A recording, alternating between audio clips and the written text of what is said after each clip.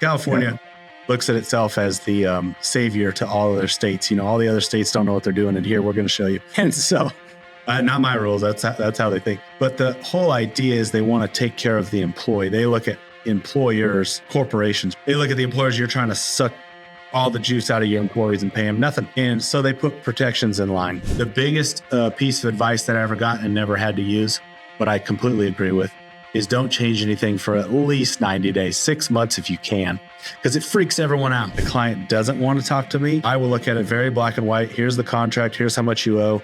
If you want to try to work it out, you need to talk to our team, but otherwise it stops with me. Our contracts are about 30 pages because we go through options and cool things, and it's long. But the point is, I've had this conversation many a times. I have 30 pages of what I'm going to do. And then at the bottom of one is what you're going to do, which is you pay this amount. That's it. That's all I'm asking of you. And you have refused to do that.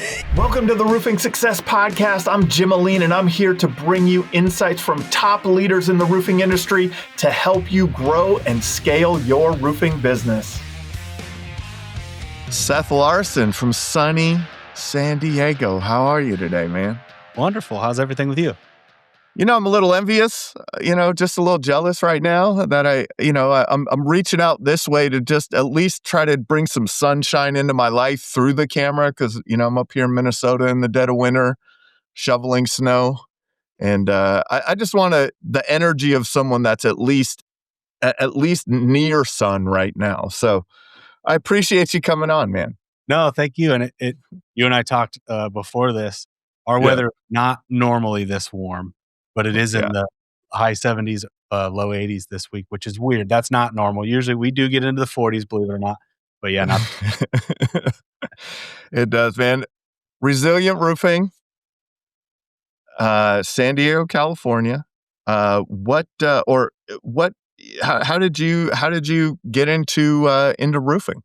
No, good question. I always liked single trades, you could call it. I'm from the construction world, residential, really pretty heavy residential growing up, and was in construction, was a carpenter for many years, actually out in the field, and then went into more of the design side of residential remodeling. And then once I learned enough, what I thought, you learn everything or everything, right? He started a company. That was in 2006. I started a design build remodeling company. And then 2017, stepped out of that. It's still going. We still have an amazing team, but was able to replace myself is a good way to say it. And that allowed me to really focus on, all right, what's next? What's going on next? And I had that itch to build and grow, but I felt like the business model of design build we weren't like a massive company. It still isn't a huge company. We're doing single digit millions a year. But I wanted to grow something bigger than that. So anyway, I was looking at single trades. Roofing was always gone on the forefront, but found a really tiny company that was for sale, bought it, and then had been building it up ever since. Yeah. What year was that? So that was about 2018. Okay. We purchased that company. So they were a small local company. You were on the design build side. Yeah, single trade is always a lot of times it's what'll pull in someone that came from that GC world, right? Like, Exactly. Oh my goodness, I don't have to manage the electrician, the plumber, the drywaller, what attracted you specifically to roofing versus the design build? No, it's so funny. I've talked to a bunch of people about that. I'm an EO, entrepreneurs organization, and you talk to those companies and they seem to think that, you have two construction companies. It's like, no, they are two very different, completely different business models and customers and time frames. So anyway, to answer your question, that's kind of what it was, is you get used to design build where we're tearing these people's homes apart. We've very intimately, working next to them. Usually they move out, but the point is we get to know them very well over, 10 months, 12 months. And then roofing, for the most part, it's on the outside of the home. It's a few days, or a few weeks, depending on what kind of project. You get in quick, you get out quick, you get paid quick. Anyway, the point is yes, it's under the construction umbrella, but it's completely different. And that's what I was looking for. The other piece, um, I guess I was admittedly a little ignorant at first. I'm like, oh, this should be simple. It's a single trade. Well, that's not how it is. But compared to everything was on the table. HVAC was real hot right around that time. So that's actually kind of why I stayed away from it, because it was real oversaturated market. Plumbing, I always thought was a very good marketable skill set to have as a plumber, but much harder to train. There's so many different types of plumbing, you know what I mean? And different facets, and you have to know a little bit of framing, a little bit of drywall, and a little bit of, so that one's a longer learning curve. So anyway, there's a few sort of top runners, but the point is landed on roofing just because of my comfort level and familiarity with it. But also I felt like it gave us when I say us, it's my wife and I, gave us the vehicle in which we wanted to use in order to scale and build and teach and, that kind of thing. Yeah. What, I mean, you'd had your design build company for well over a decade at that point. Um, you know, what were some of the things you saw on that side that you're like, yeah, this isn't where, I can't execute the vision that I want in this. No, that's a good question. I guess really it comes down to each project is custom. It's exactly what the customer wants. That's the world I came from before that, was the designing it for them. So every project is a one-off. We design and then build one project. There's no duplicatability, if that's a word. You can't Yeah. rubber stamp anything. So we had, still have, at that team, designers, an architect to see the vision, through to the set of plans and permits, draftsman, um, an interior designer to help select all the materials, project manager that sort of builds the project before we even start and then oversees it on site. There's so many specialty skill sets that if, let's say, we wanted to double in size, I'd have to get all of those people again. But then on top of that, I'd have to have a leader for each department. So now you get all these layers. And then let's say you double that again or whatever. That's about as big as any company that I've ever come across in the design build world. It's right around the $30 million a year mark is about max. Maybe that's gone up with inflation or something. And that company that I'm specifically thinking about, it's up in LA. They do beautiful work. But like I say, to double that company, I I think you're stretching thin the talent. You just can't, And the thing I found about artistic type of people is they're not trying to just bang out a bunch of stuff. They want to spend their time, and you know what I mean. And so the point is, I feel like there's a sort of a bit of a ceiling over that business model. Whereas with roofing, most people listening to this already know that if we wanted to double in size, yeah, I need double the field labor. Of course, I still got to install more. But as far as management, leadership, the trainers, the safety, that kind of thing, they all can sort of expand within, you know what I mean? It doesn't take a whole new skill or another layer of management or that kind of thing. Once you build your foundation, you can spread it wide as opposed to just keep, adding more people and then thinning out that talent. I don't believe that's true in this business model. Yeah, and the creative is hard to train, Yes, right? you either That have it or you the don't. designer, that's a really hard, that's a really hard position to train. People, people go to school for that stuff. Yes, You know what I mean? Just for, have to you love it. know, Yeah, you don't yeah, fall into it. yeah, definitely. So so then, 2018, found a small local company the owner was retiring. It was like, man, there's an opportunity. How did that come about? Before we carry on with the episode, let's give a shout out to one of our sponsors. Roofers, let's get real. You're great at building roofs, but are you great at building a steady stream of leads? That's where Job Nimbus Marketing comes in. They know the roofing industry inside and out, and they'll help you dominate Google, Facebook, reputation management, and everything in between. If you want more quality leads, more booked jobs, and more growth, visit the link in the description or the sponsors page on the Roofing Success Podcast website. It was like, man, there's an opportunity. How did that come about? Yeah, I did a little search, found a bunch of companies. I mean, you could go right on, I think it's bizbuysell.com, where you go to look for companies for sale. There's franchises, there's big companies, there's little companies. And this one, he didn't mislead me or anything at all, but I kind of thought I was buying a company with processes and, that kind of thing in it, and a good name. They did have a great name, but there really wasn't much of a repeat business or, actually, that's true with any roofing company. If you do a good job, you shouldn't have to go back out there unless someone moves, whatever. So had a good name, longevity, but there was no team. Obviously, the guy was retiring, so he taught me everything he knew, and then he was out. And then the bit of process, the way he did things worked for his size at the time. Where we were going, we had to tear him down and rebuild him. So anyway, long story short, looking back on hindsight, would I do it again? Maybe, maybe not. Might have made more sense just to start from scratch and build it the way we want. But no regrets. Here we are. Yeah. Anyway, just so started sniffing around and found someone. I always think it's interesting because you can start from scratch or you can build and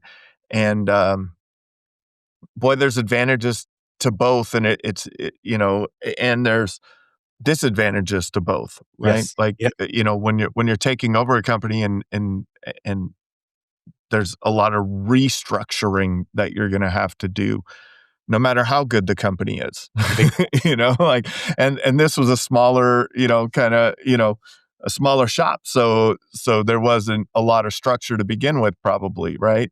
That's exactly. But now looking back, if you had to say what you bought, what is that? Really, ultimately, what's left of that purchase is the company name. And so I no regrets. And the longevity, they've been around since 1967 and we kept that legacy. So like I say, no regrets at all. And I'm glad ultimately that we did go through. The other thing, like you'd mentioned, there's pros and cons of buying a company versus building one. But it also depends. If we were looking to, start off at 10 million a year, you'd have to find that company and buy it. I wasn't trying to do that. I wanted to, build it up a little more organically. But similarly, as we continue to give the listeners an idea, San Diego, most people know, but farthest southwest you can go in the US. So there's a little bit of opportunity to go east. There's some desert towns a little further east. And then obviously north, you can go all the way up the coast. Riverside, Inland Empire, Orange County, LA, if you've heard of those places. So we've talked a lot about internally, the next logical step would be to expand geographically. Right now, we still have some room to grow in our San Diego market. But then if we want to jump to, let's say, Orange County would be the easiest. It's only an hour away or so. Would we buy something and then combine everything? Or would we, I think the term is greenfield it, where we just start it, and move some of our team up there. And I have to say, it's not official yet, but as of now, based on everything you and I have just talked about, we've kind of decided as a company, we'll greenfield it. If you were to buy something now at our site, we're not massive, but now at our size, we have processes, we have, ways of doing things. So would that company. So then it'd be like the old way and the new way. And it just leads to people leaving. People feel like they're not being heard. If you go change everything, then they're like, what is this? I'm out of here. So you would buy something, and I've heard way too many stories of it just falls apart. To no one's fault, it just does. So anyway, we might as well take sort of ambassadors to the way we do things, which is our current team. Some of our team already live halfway between here and Orange County, so they wouldn't even mind. They've already raised their hand. So point is, we'll probably just start fresh with our team with a new location. That's kind of how we're leaning now. For someone that is like, man, I think I'd like to buy one. Like, I'd like to buy my way in, but I'm not trying to buy a $10 million company. They're kind of, where you were like, oh, I'll buy this smaller company and I'll, kind of learn it and grow from there. What would you look for now? No, that's a good question. I guess if I redid it, I would probably go about it that way. And again, assuming you have money to do it, right? You still got to pay Yep. something. And then the biggest piece of advice that I ever got and never had to use, but I completely agree with, is don't change anything for at least 90 days, 6 months if you can, because it freaks everyone out. Think about if you're working at a company and this new, whoever it is, new buyer comes in, everybody's scared. And they're looking, you know what I mean? Everyone's looking around like, do we have to leave? Are we out? Are we going to go out of business? What is it? And it's none of those things, but people can't help but just think. So the point is, I'd go in there, I'd just be one of the team. I'd work in each department. I'd meet everybody. I'd learn everything. Even if you're the owner, you got the owner badge on, just don't swing it around, learn everything, how they do it. Obviously, you're going to be making notes the whole time of things you're going to change, and that's great. But don't do anything for 3 to 6 months. And then sort of phase 2 of your answer to your question, that's a great question, is my advice would be make a list of everything you want to change, but then bring the whole team in on it. So it's not just like, all right, here's what we're doing. That, again, that's going to freak everyone out and they're going to dig their heels in. How about coming up with sort of a forum? Hey, what do you guys think that we're doing that's broken? I guarantee a few of those are going to match up. So at least it can be their idea. And then you're the person pushing for those, instead of just, hey, here's what we're doing. It's anyway, a lot more cohesive and teamwork. No, I love that. To bring the team along, right? And you will find things that you want to change, and that's part of what you're going to be doing and buying the business is you're going to want to change things. Exactly. It's like that's you're going to want to grow and expand. Some people are not going to be as some people may be resistant to that growth. Yes. They're like, man, I've been doing this for 10 years and we've been the same size and we're fine. And I keep We've been getting doing my fine. paychecks. So why do I have to do more? Exactly. But I love that idea. And that's really, leadership, foundational leadership, is bringing people to your idea, right? You not telling them this is what we should do, but helping them to discover what needs to be done. And like you said, some of the things on your list are going to match up to what they say. Oh, Boy, absolutely. that's a great starting point, right? Exactly. That's a great starting point to start rolling. And even if you do expand the way you're talking about expanding and moving into Orange County or up towards Orange County, and that team is going to start to have some autonomy in that area too, and they're going to run into some challenges that they may not run into down in San Diego County, and you're probably going to have to, let them find some lessons themselves up there too. Right. No, that's exactly right. And then the only other piece I could think of you kind of mentioned is, yeah, they're the boots on the ground. They're going to have some great ideas that maybe you haven't even thought about. And then any Yeah. idea that maybe they haven't touched that you still want to implement, bring it up to show them what it is, why you think it's broken, and then obviously how it's going to benefit them. But I say that, and it's wild to me how many people skip that step and they just want to steamroll into making a change. Yeah. Anyway, So, California is a little bit of a unique market. One of the things that's unique and will be unique to people listening is in most markets around the country, if you have in-house labor, if you have in-house crews, that you are the exception to the rule. In California, if you subcontract, you're the exception to the yes, rule, right? So exactly. I would, in the acquisition of the company, was that part of it? Like, oh, I'm going to buy like a trained crew at the same time. Like that was part of the what you were able to purchase with that. No, good question. We looked at probably five, deep dive in five, but we looked at more than that.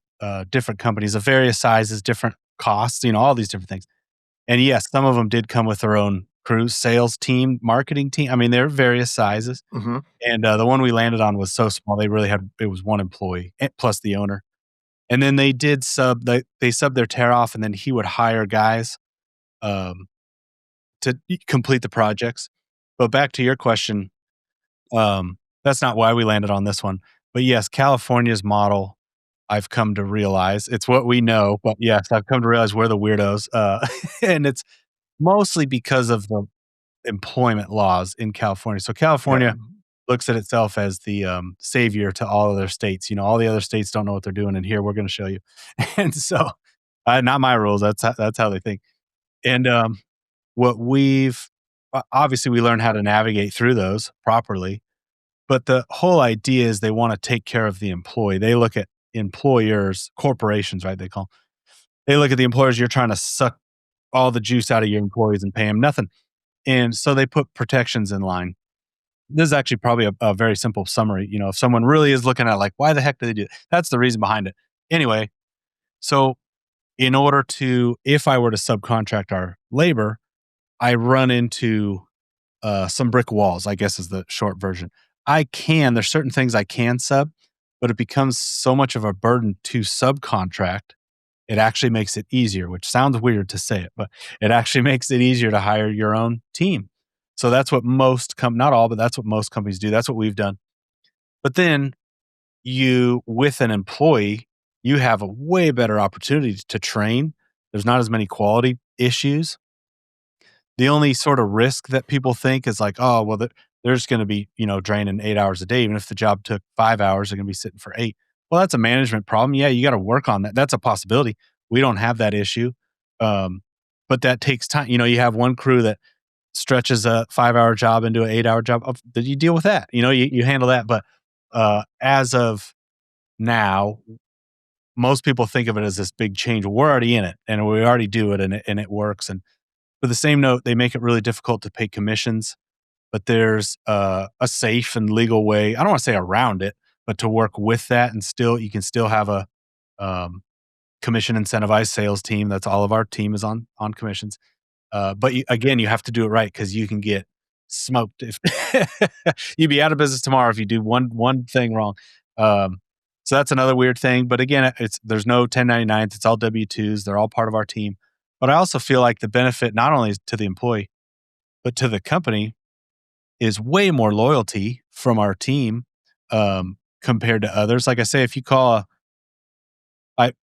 friends with multiple roofing companies across the U.S., and like doing repairs is often a huge debacle.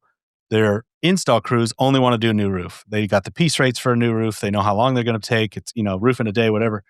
And then they say, hey, I got this $2,000 repair. They're like, nah, call someone else. And we don't have that issue. Yes, we could still make money on a $2,000 repair and take care of the client. And, anyway, it works out, but it is a whole different mind shift. I mean, it really is a whole different animal. So admittedly, it's different, but it works out. It works out great. Yeah. And that's really what I see the disadvantage for most companies across the country, is that they're not able to capture the repair work. Yes. There has been a That's model. great work. Oh, it really is. You can charge more for it, one, because it's small. There's a few trips involved, so you got to pay for that. The clients are happy to pay because they're not paying 20 grand. They're paying 3 grand, 4 grand, whatever. And the one model, just as a tip, that I've heard other companies use, is actually a percentage of the total, which is kind of an odd way to think about it. But for the install crew, again, if it's a crew, not in-house, that's different. But you pay a percentage, 10%, 15, 20. I've heard various numbers. So let's say if it's $3,000 repair, 15% would be $450. Hey, I got $450. This kind of fits with the piece rate mentality of install crews, sub crews. I got $450 to rebuild this valley or whatever. And they can take it or leave it. And you can go through a few different crews, and then you'll find one that's like, oh, yeah, well, if you give me 3 a day, we'll do them, or something like that. And it works out really well. I've heard of that working. Our teams are different setup. But the point is, for your listeners, since there's 49 other states other than California, that actually is a way to get repair work, but also able to solve that problem of getting crews to do it. Yeah, if you have it, if it's consistent, right? If you're not just calling them up, hey, tomorrow can you do this? That doesn't work. That doesn't work, right? But here's the reality of it from a marketing perspective, because that's where I come from, right? Is the reality is, people call for repair. Yes. They don't want to buy a roof. We all know this. Yes. It's not even if it's only for the cost of your insurance deductible, a lot of times they still don't want to buy that roof, right? Yeah. And so, that repair is such an impactful thing, and it's a relationship builder. Yeah. And so you've had to build teams, right? You've had to build crews. You've had to develop training systems and process and checklists and all kinds of stuff, I would assume, for your crews. For the majority out there that doesn't have to build a crew and doesn't have to hire a crew, let's get some thoughts on that. What are some lessons you've learned along the way doing that? The biggest thing I'd say is to hire the right people who are in charge of that department. So we have our production manager. He's had his own roofing company for 20 years. Then he worked for other roofing companies building theirs out. I stole them. There's no secret. I don't. I'm not shameful. I'd known him. Everybody kind of knows everybody in the industry. We call it recruiting. There you go. Seth, right? I call it stealing. It's fine. And no, he's one example. Our controller's another. They worked for okay companies. I don't want to say anything bad about anybody, but they just weren't growing, weren't happy. There wasn't an opportunity to, grow and get raises and, that kind of thing. And with a growing company like ours, there is a lot of that. So then they recruit who they know and they recruit who they know. And the point is, I wish I could take credit for it and say, oh, I built the whole team, all of our guys. That is not the case at all. It's completely opposite. But where I can take credit and my advice to answer your question is to make sure in those key roles, you have the best people that you can afford. And even when you think you can't afford them, still pay it because they will be ambassadors for your team and they're out preaching, about how great it is to work here. Another thing, like we talked about employees, yes, it does cost more because you have employment tax and, all those things. We also choose to, we don't have to, there's no laws for this, but we have paid time off for everybody on the whole crew, even the tear-off guys, everything.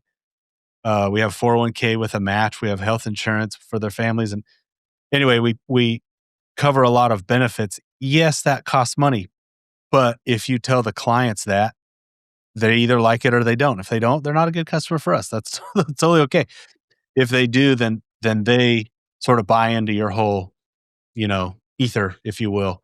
And they just love what we're doing for our team, what the team does for them, et cetera, et cetera. So anyway, as a whole, California per square is significantly more than, let's say, Texas, Florida.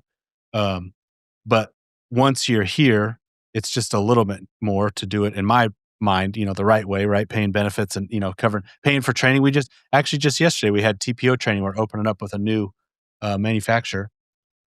All the foremen from all the crews were all sitting in the warehouse, not making any money for the company, I should say, but they're getting paid. We got breakfast, we got lunch.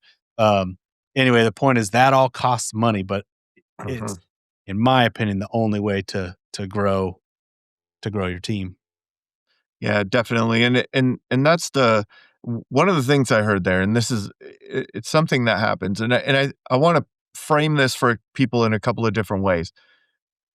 The first thing is you hired, what I heard was it's your production manager that came from that you recruited.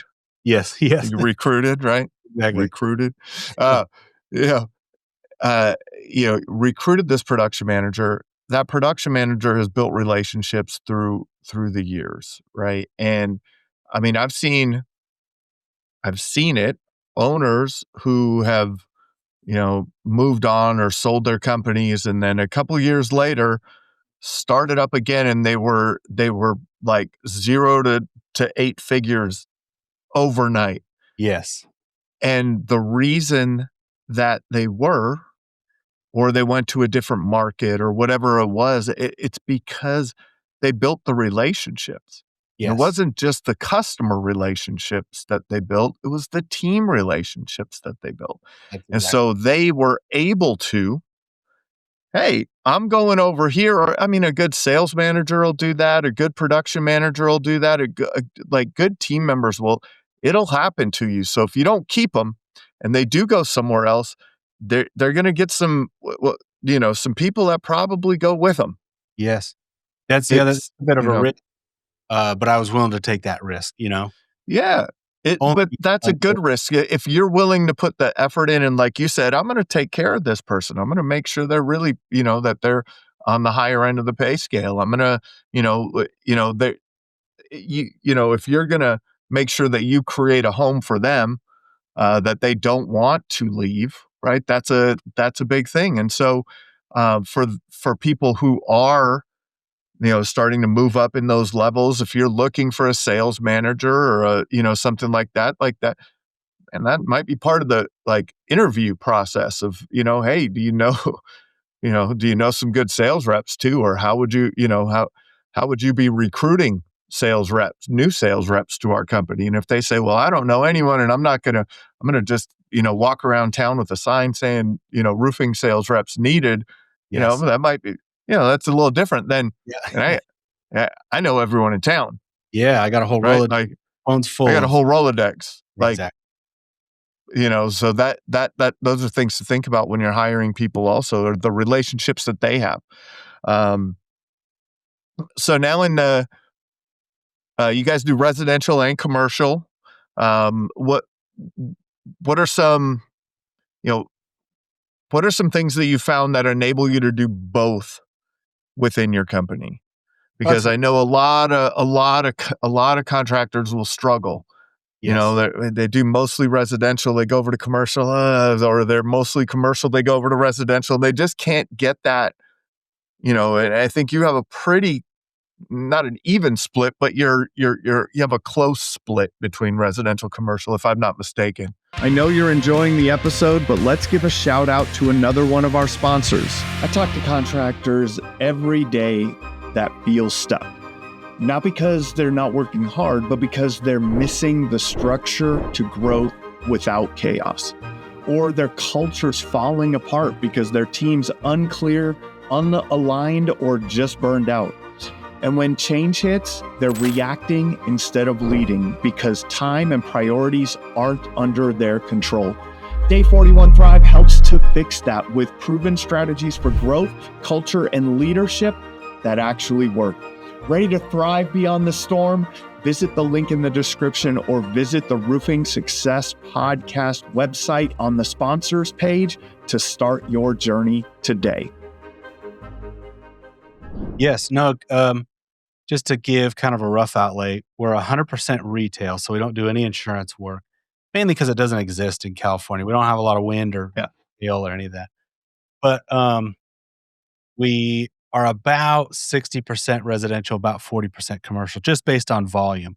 But as far as quantity of jobs, gosh, it'd probably be 95% residential, 5%, because the commercial jobs are so much bigger. So it is an odd transition because the sales, that's more of a sales thing than a production thing. The sales cycle for residential, I think everybody on this call knows. You meet with them. If you can sell it right there, great. We don't use crazy high pressure, but then we'll follow up and see how we can help. And anyway, offer a couple options. That's about our sales process in 5 seconds. Commercial is completely different. You rarely get to talk to the decision makers.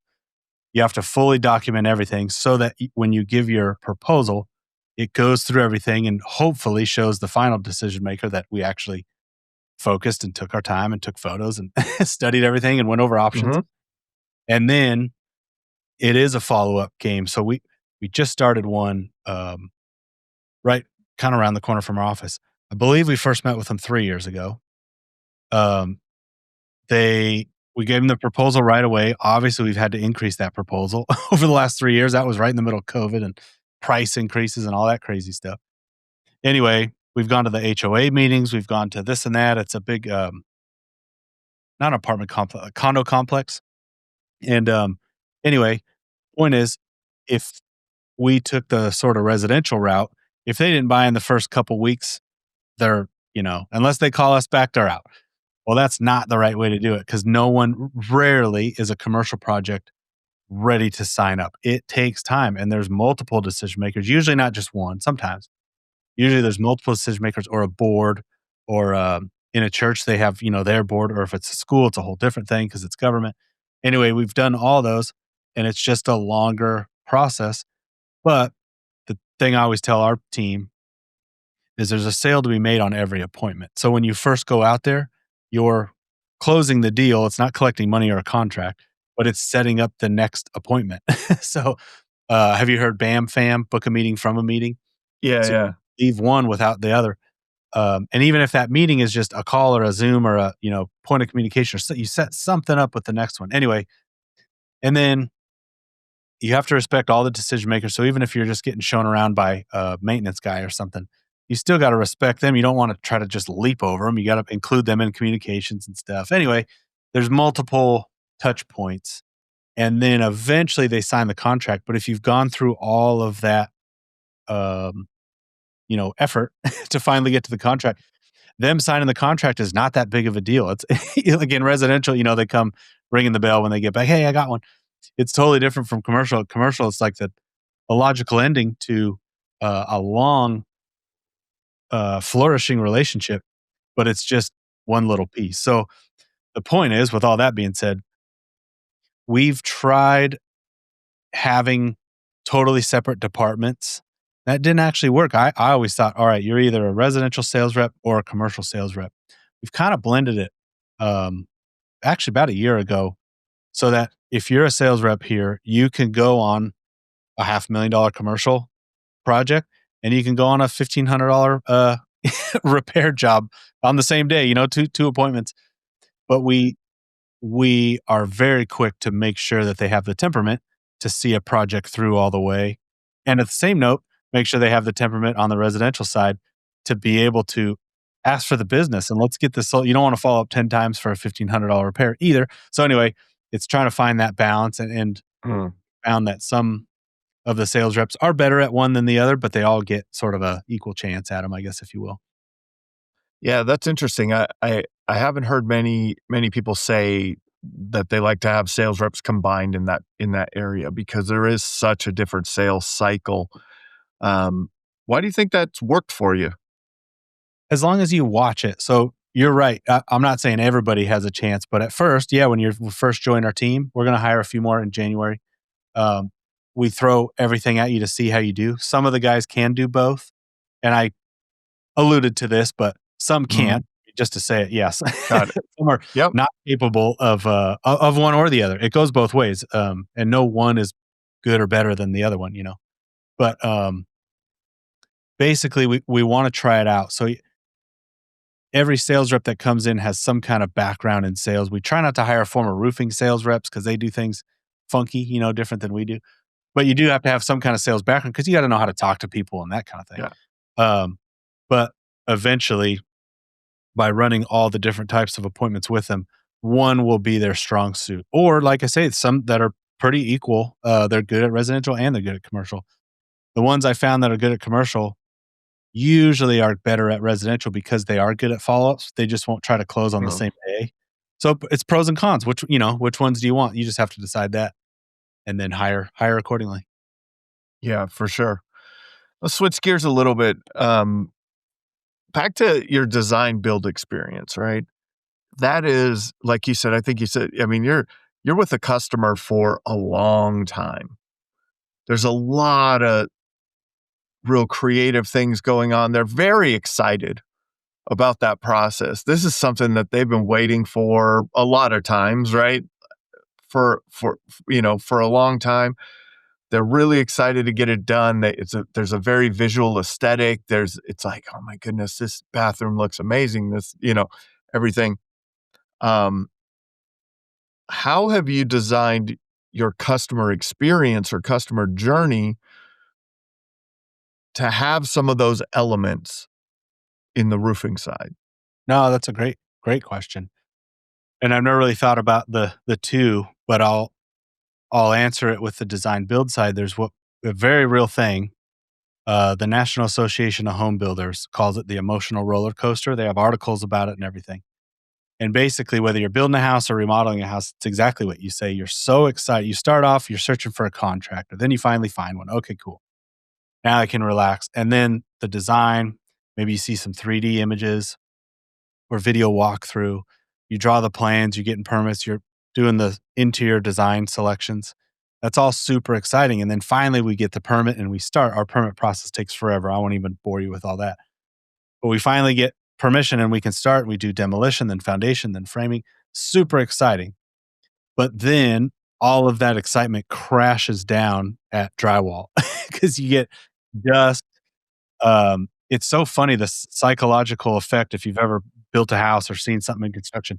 When it's framing, it's like really open. It looks like this is a 5,000 square foot house. And then as soon as you drywall it, it feels like it's 1,000 square.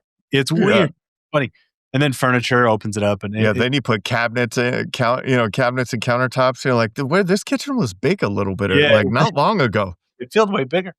So the point is, most clients crash, right? And that's about the midway point of construction. So Mhm. the point is, we as a company know that that's how every client's going to be. So in a sense, we actually kind of downplay the excitement at the beginning, but then pick them up before they fall, right before drywall. Hey, here's what it's going to be. It's going to be nasty and so dusty and really loud and really gross, so that when they go through it, it's like, oh, it wasn't really as bad as you thought. So to answer your question, knowing that on the design build remodel side, we'd rather pick them up before they fall on the roofing side. So some companies call it a happy call, pre-construction call, welcome call.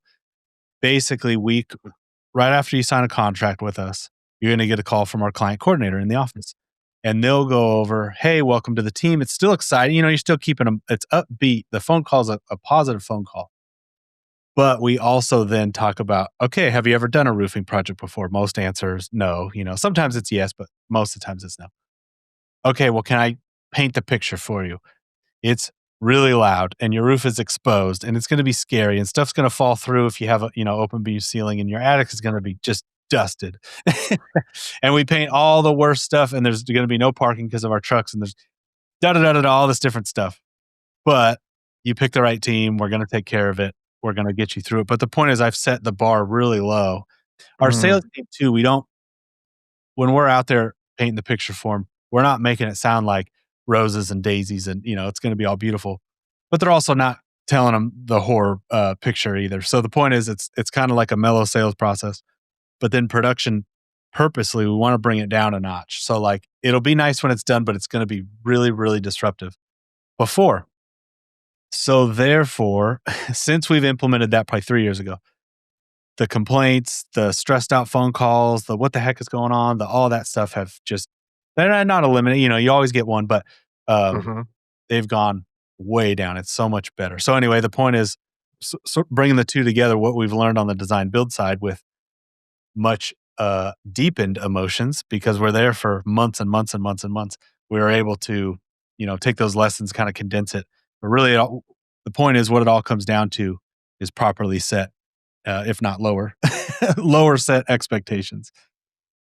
Lower set expectations, or because that's they don't do it very often. And it's the same thing on the remodel side, right? Or design build. Like you don't do this every day. We get so used to the process Yes. that it's like like to us, yeah, that's what happens. I just had I had a new well put in at my lake, at my family's lake house, and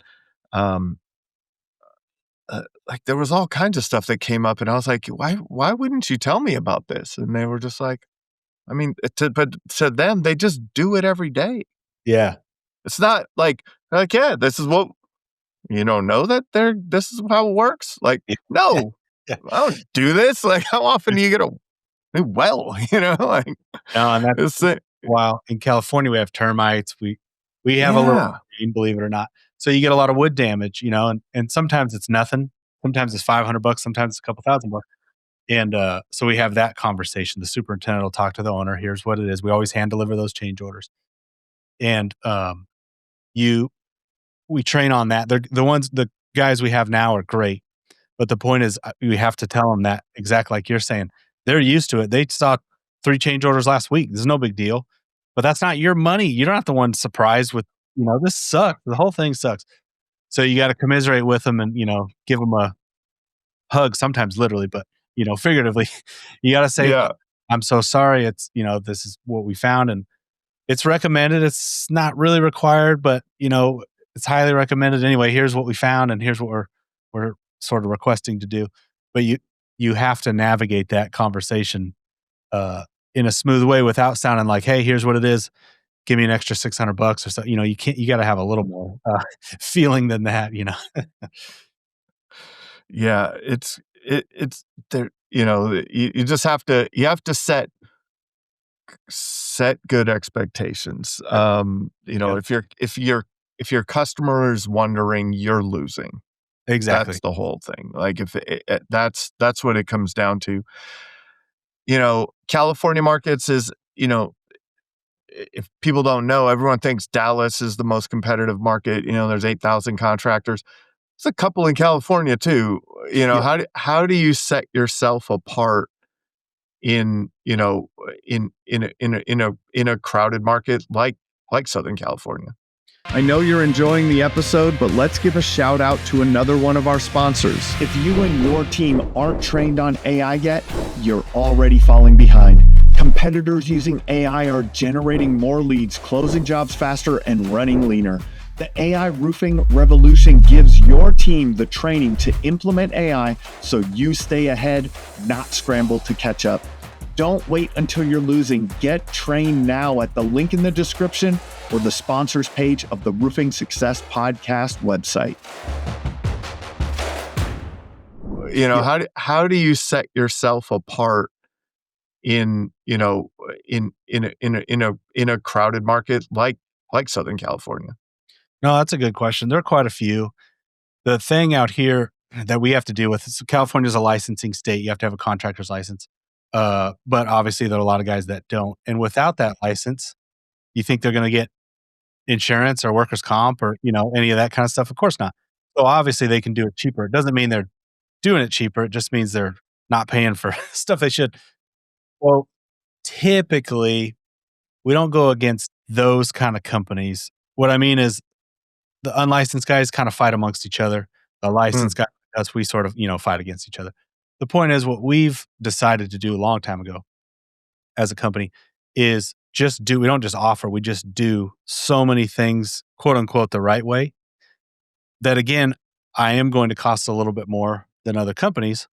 And if that's the end all, if that's the deciding factor, then I won't be a good fit for that, sort of type of customer. But for the ones that we would like to do, people that do appreciate the extra mile we go with our employees, let alone on site, we haven't even talked about that, but we usually give 2 or 3 prices for each roof project. Price 1, we basically call like if it was your mom's house and money wasn't a problem. So we're not putting solid gold in because your mom doesn't need that. That's ridiculous. But we're putting nice materials in, the best underlayment, we're Owens Corning Platinum. So we put in the platinum warranty and all the cool stuff. So you don't have to worry about it. Price 2 somewhere in the middle, but then price 3, if we can come up with 3, is basically like the least expensive way that we are willing to do it. And we emphasize that because there is always a cheaper way to do it. We are not willing to do that. And we emphasize that to show, hey, even if you pick this, it's going to be a nice roof, although it's not the best roof. And anyway, the point is we can find a fit for each of those type of clientele or, want to call them that. But again, I'm not a good fit for, fighting for, if we're 25,000 for a roof and they say we got a bid for 10, it's like, I don't even know where to start with you. If you're really asking me that question, we're just not a good fit. But the other thing, what I found is, the sales team does have a little bit of a story that they have to go through about the company, what we're about and what we do. And we donate, to 3 different charities in their name. They pick one of 3 is what I should say. That's kind of cool. Here's what we background check and drug test our team. We give them all these benefits and paid time off and stuff. That's cool. We platinum. So we do the give back through the Gary Sinise Foundation. If you've seen that, we put the roof on through Owens Corning. That's pretty cool. Here's how we train our staff. Here's how we train our sales team. Here's how we communicate with you during construction, all these different things. And if you've ever heard of the sales trainer, his name's Brian Tracy. From the 80s. He's super good dude. His whole thing is he calls it the flowering cherry tree. And he's talking about it in a real estate sense, but husband and wife are looking at a home and she sees this flowering cherry tree in the backyard. No matter where they stand in the house, she keeps looking at that. The point is every customer has a flowering cherry tree. Maybe it's the fact that we, train our team and that's it. And no one else does it that way and they love it. And that's the thing. And then maybe for a different customer, it's the fact that we offer financing and we don't charge them for it and we can help with that. The point is, out of the 20 really cool things that we do, you don't know which one the client's going to like.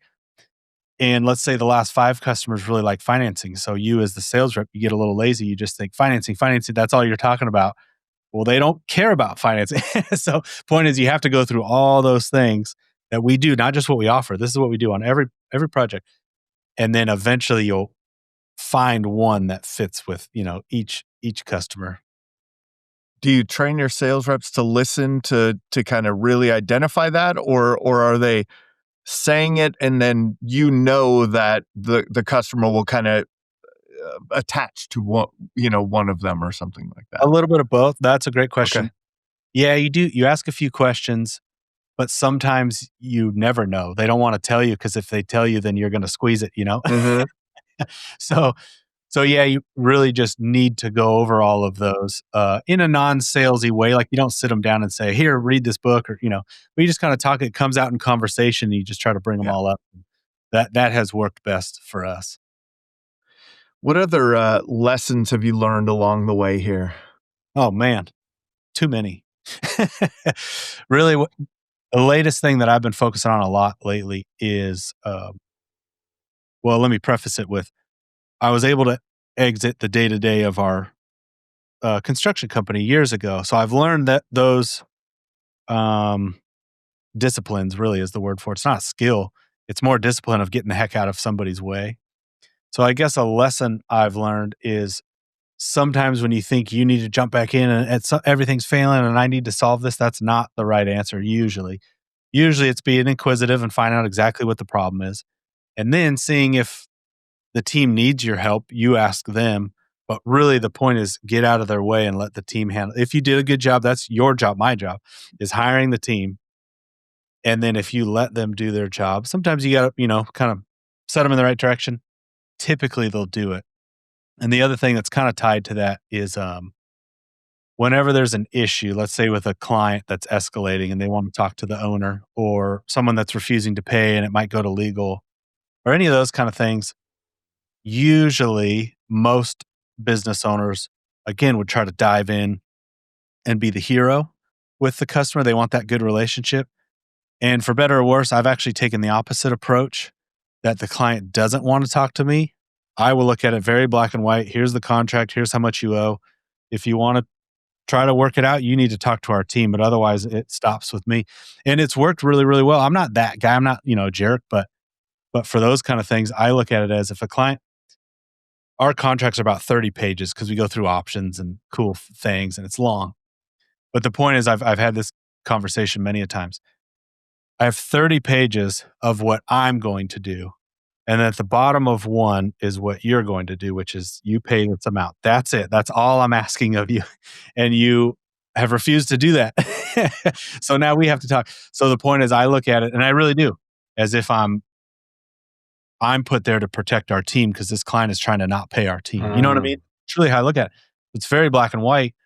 So typically I'm able to solve those.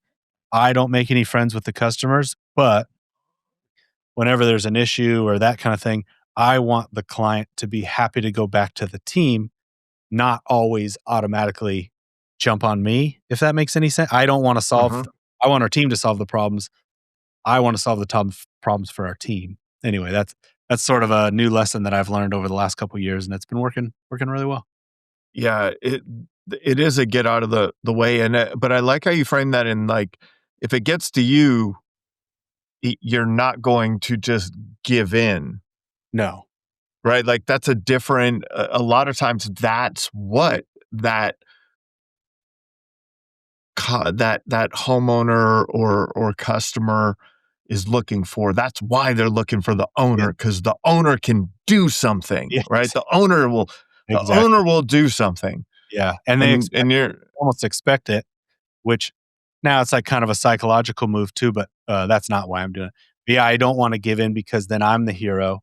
And then if they tell their friends, even if I know I could turn that thing around and they're happy, they're going to say, hey, if you ever have a problem, you need to go straight to the owner. That's not the point. we do That's have, right. and again, I can only say this because we do have an amazing team. But the point is, if you have an amazing team, I feel like that's the right way to go, because then the team is empowered to solve problems. Even if they truly believe, my team, that is, that the right way to handle this is to give a credit back or to go back out and fix something or whatever it happens to be, I'm totally supportive. I can't say to do one thing and then I beat them up if they do that exact thing. So anyhow, it's the reason I even bring this up is the more business owners I talk to, the more completely backwards this is to the norm, but it's worked It really is. well. So I think if you have the discipline and you actually see the bigger picture that I'm talking about, it's a great way to handle potential conflicts. Yeah, definitely. And the other side of that is the contract. Um, One of my old attorneys would say, "Why, Jim, do you know why they call them contractors? Because they work off of a contract." Yeah, exactly.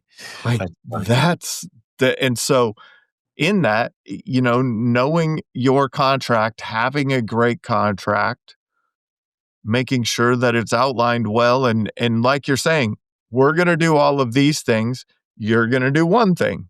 That's I it. love that, right? Like, we've outlined everything that we're going to do in great detail. And I'm Yes. sure that California contract is 30 pages for a good reason, right? There's probably some That's part of it. There's a there's lot of our joke. That's right. There's a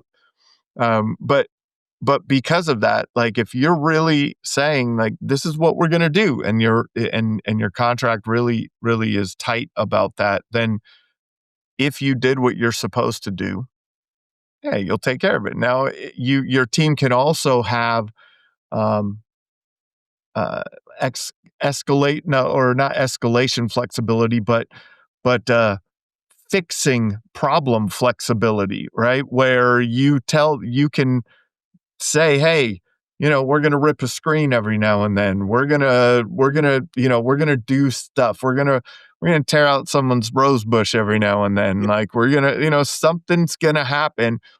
Here's the protocol. Here's the process. Here's how to handle that.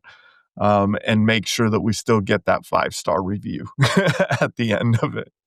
and yeah, they do have that autonomy. And the other thing is I don't have any hard rules on stuff like that. Like, for instance, like you just Yeah. said, rip screen. I think 2 weeks ago I heard about one. That doesn't come to me. They just go do it. But let's say if I had a fixed, I don't know, $500, you can spend 500 to fix anything. And let's say we broke something that cost 600. Now they got to come to me. And the point is, our rule isn't that rigid. It's just use your best judgment. If it costs 600, that's great.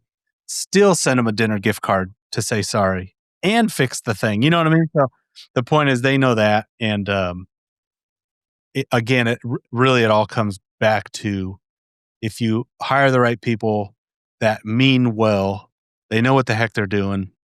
They really care about the customer. Because I've realized everything I've said the last 5 minutes makes it sound like I'm just like, no, against the customer. That's not it at all. Because I know our whole team truly does care about the customer. They're working every day for the customer. So anyway, if you have that team in place, then you as the business owner can do this kind of weird modified way of of escalations. Yeah, and it really does come down to the team, and I would assume that that's what you would give advice to someone on, about scaling and things like that. So I'll end with this: is how do you find those people? That's a good one. Is it Jim Collins, Good to Great, where he Mhm. talks about finding the right seat on the bus and that kind of thing. I guess I see it that way as we've hired people without knowing where they're going to go, but they're just good people. And then we try to find a spot for them. Hey, would you like sales? Do you like production? How's your mind working? Anyway, we have done that. It's hard to do, but it's a little risky. But the point is, I truly do believe that if you find the right person, you'll just know it. Like, you could interview 100 people and there's a couple good ones in there. But then you come across someone who, I'll touch on this in a second. You just know that they'd be a good fit. You just have to hire them. The thing is, what I said I was going to come back to, typically those kind of people already have a job. It just is what it is. And I'm not trying to sit here on the sidelines waiting for 10 years for someone to leave. I'm not above reaching out or triangulating my way to them, talking to someone else that works at the company or someone else they know at the supply house, let's say, or whatever. Planting the seed, seeing them at a golf tournament, sometimes even a little more aggressive of just calling. The point is, again, you can't do that. All right, you can't just go around. I can't call you, Jim, and say, hey, I heard you're great. Come over here.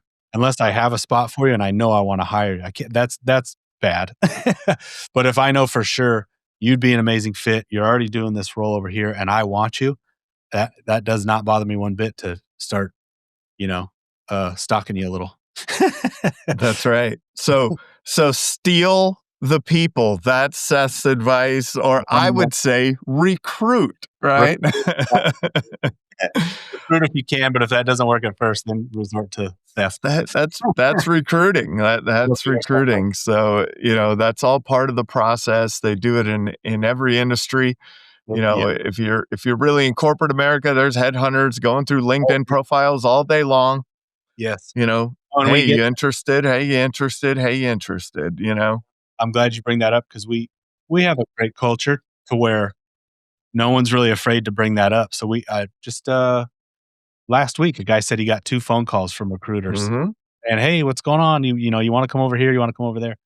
And it's cool that our team is comfortable enough to bring that up to me. Usually it's like kind of this weird, dirty secret. It's like, that's how the world works. It's no big secret. That's right. And how I would say it, like I've mentioned in plenty of, stealing attempts. If you're not happy there, you should leave, whether it's here or somewhere else. And for the same note, I can't say that without saying it to our current team. If you're not happy here, let me help find somewhere else. Life's way too short to work somewhere that sucks. So we have to set them a place, an environment that they can thrive, not just expect them to, do whatever we say. That's for sure, man. Well, Seth, it's been awesome. Thanks for your time today. This has been another episode of the Roofing Success Podcast. Thank you for tuning into the Roofing Success Podcast. For more valuable content, visit roofingsuccesspodcast.com. While there, check out our sponsors for exclusive offers, shop for merchandise, and sign up for our newsletter for industry updates and tips. Also, join the Roofing Success Facebook group to connect with other professionals and stay updated on the latest trends. If you enjoyed this episode, please subscribe, like, share, and leave a comment. Your support helps us continue to bring you top industry insights. The website link is in the description. Thanks for listening.